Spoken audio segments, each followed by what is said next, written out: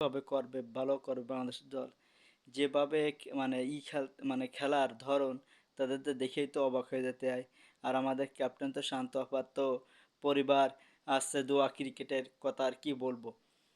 অনেক আশা আছে বাংলাদেশে যদি এবারে অন্তত সেমিফাইনালে উঠতে পারে, তবে মনে হয় পারবে না। তারপরও দেখা যাক, পরিবারের দোয়া, যেহেতু ক্রিকেট টিম, ক্রিকেটে বোর্ডেরও ক্রিকেট টিমেরও পরিবার যেহেতু দোয়া আছে, সে তো কত দূর পর্যন্ত যেতে পারে।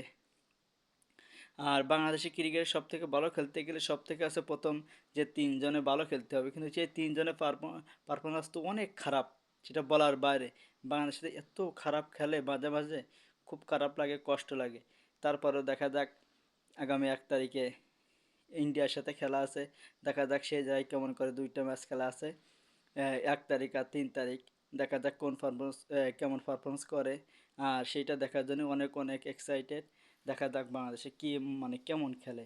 যদি ভালো খেলে তাই তো ভালো, আর যদি খারাপ খেলে তাও ভালো।